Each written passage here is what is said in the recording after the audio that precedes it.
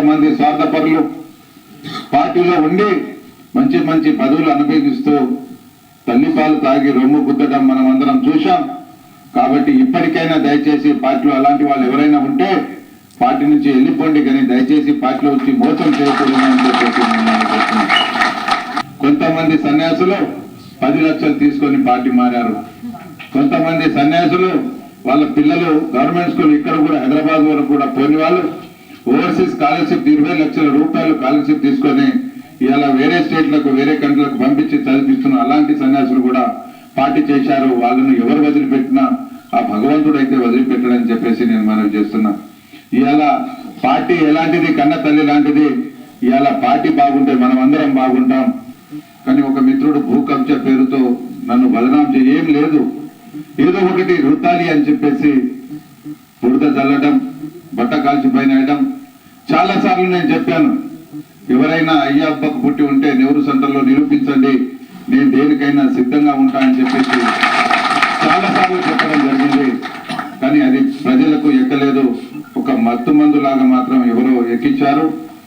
దానికి ఆ భగవంతుడు తప్పకుండా తీర్పు ఇస్తాడని చెప్పేసి నేను భావిస్తున్నా. కర్మఫలం తప్పకుండా ఉంటదని చెప్పేసి నేను దేవుణ్ణి నమ్ముతున్నా.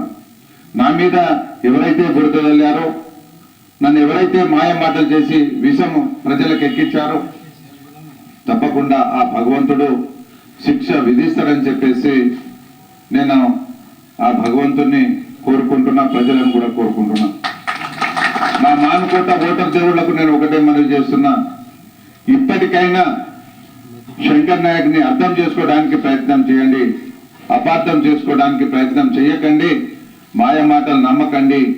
నేను 24 గంటలు ఇక్కడనే ఉంటా, నా ప్రజల కష్ట సుఖాల్లో పాల్పంచుకుంటా, మా కార్యకర్తలను కాపాడుకుంటా, మా కార్యకర్తలకు ఏ ఇబ్బంది రాకుండా చూసుకుంటా. రాబోయే రోజులలో స్థానిక ఎలక్షన్ లో మా ఎంపీటీసీలను, మా సర్పంచ్లను ఎట్లా గెలిపించుకోవాలో నాకు తెలుసు. తప్పకుండా గెలిపించుకుంటా అని చెప్పేసి నేను మనవి చేస్తున్నా. ప్రజలకు ఏదో కొంత చేద్దామని వచ్చాను అంతే తప్ప ఏదో సంపాదించడానికో ఏదో చేయడానికో ప్రజలకు మోసం చేయడానికి కాదు. గత పాలకులు, గత ప్రభుత్వాలు సిడిఎఫ్ అంటే తెలియదు ప్రజలకు, అభివృద్ధి అంటే తెలియదు ప్రజలకు, ఏం దోచుకున్నారో తెలుసు. ఈ ఓటమిలు, గెలవడం, ఓడిపోవడం ఇది సహజం. ఇది ప్రజా తీర్పును మనం గౌరవిస్తున్నాం. నా ఎస్సీ, ఎస్టీ, బీసీ, మైనార్టీ, సబండ జాతుల ముఖంలో చిరునవ్వు చూడాలనే నిరంతరం ఒక సైనికులాగా కష్టపడ్డ ఒక మన ప్రియతమ నాయకులు కేసీఆర్ గారిని ఓడించడం చాలా బాధాకరం. నేను ఇక్కడ వచ్చిన క్రియం మీకంటే తోపులు ఎవరు లేరు.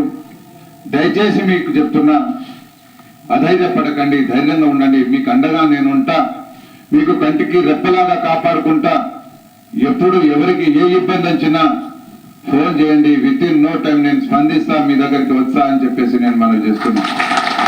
కష్టానికి ఫలి ఉంటది, కష్టానికి ఫలితం ఉంటది. తప్పకుండా ప్రజలు గమనిస్తారు. రాబోయే స్థానిక ఎలక్షన్ లో 100కు 100% మనం గెలుస్తాం. ప్రజలు గెలిపిస్తారు. ప్రజలు ఎదురు చూస్తున్నారు, మోసపోయామని చెప్పి ఎదురు చూస్తున్నారు. కాబట్టి మిత్రులారా, ధైర్యంగా ఉండండి, అధైర్యపడవద్దు అని చెప్పేసి నేను మనవి చేస్తున్నా.